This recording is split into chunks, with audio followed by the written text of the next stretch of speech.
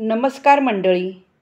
Light आणि नेटवर्कच्या इश्यूमुळे गुरुवारी व्हिडिओ मला नाही टाकता आला, त्यासाठी क्षमा असावी. गुरुवारी बनविलेला व्हिडिओ मी शनिवारी दाखवित आहे. आज कच्ची पपईचा गर घालून सोयाबीनचे कबाब बनवायचे आहे.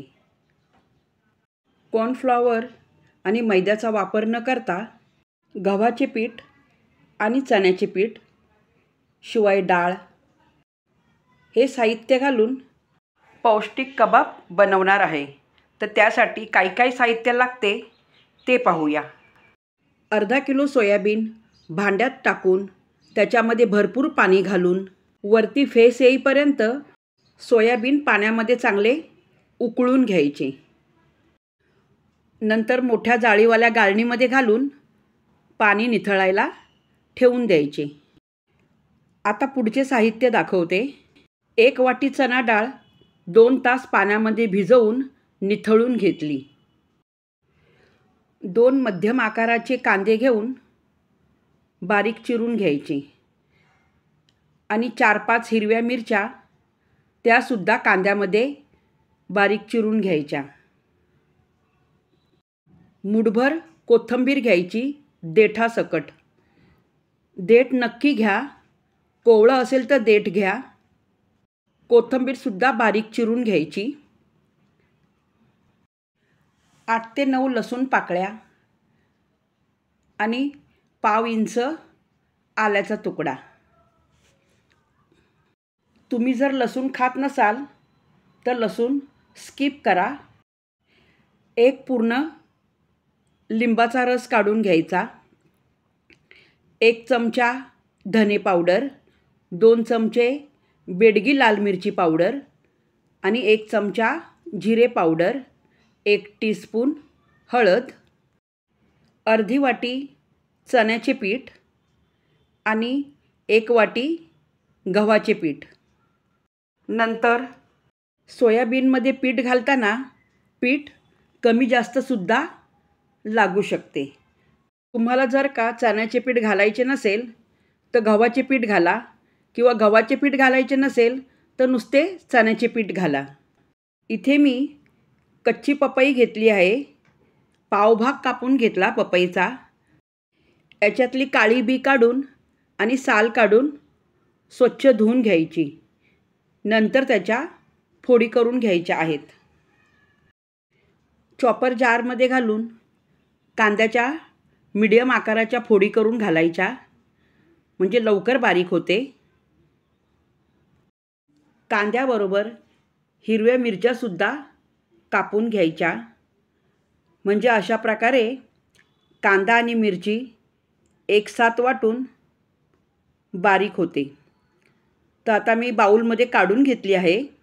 मिक्सर जारमध्ये चण्याची डाळ घालून घ्यायची. पाणी न घालता सरसरीत अशा प्रकारे कोरडीच वाटून घ्यायची. आता याला बाजूला करून कच्च्या पपईचे साल आणि बी काढून घेतले, त्याच्या फोडी करून घेतल्या.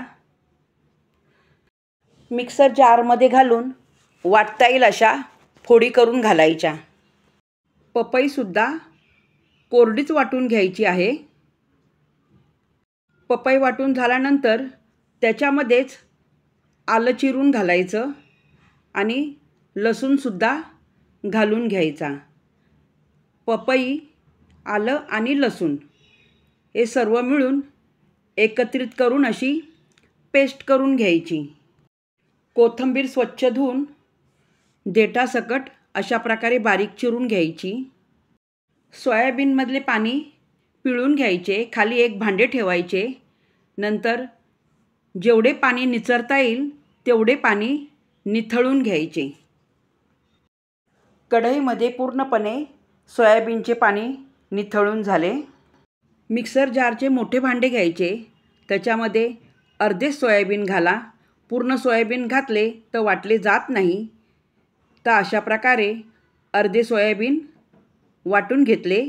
त्याला आता बाऊलमध्ये काढून घेऊया, म्हणजे मोठ्या भांड्यात काढून घ्यायचे आहे. बाऊल बाजूला करून शिल्लक राहिलेले सोयाबीन मिक्सर जारमध्ये घालून वाटून घ्यायचे. दुसऱ्यांदा वाटून घेतलेले सोयाबीन बाऊलमध्ये घालून घेऊया. वाटून घेतलेले पूर्ण सोयाबीन बाऊलमध्ये घातल्यानंतर सोयाबीन थोडे असे हाताने मोकळे करून घ्यायचे. आता याच्यामध्ये एक एक करून साहित्य घालायला सुरुवात करायची. बारीक चिरून घेतलेली कांदा आणि मिरची पूर्णपणे घालून घ्यायची. नंतर याच्यामध्ये वाटून घेतलेली चण्याची डाळ घालून घ्यायची आहे. पपईबरोबर आलं आणि लसूण आणि पपईचा गर एकत्रित केलेले मिश्रण याच्यामध्ये घालून घ्यायचे.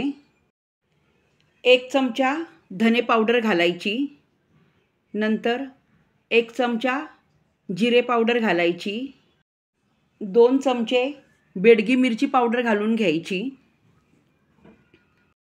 1 टीस्पून हळद घालून घ्यायची. 1 पूर्ण लिंबाचा रस गाळणीने गाळून घ्यायचा. ज्या काही बिया असतील त्या गाळणीत निघून जातील. चवीनुसार मीठ घालून घ्यायचे. तर 1 चमचा पहिले मीठ घातले. हा दुसरा चमचा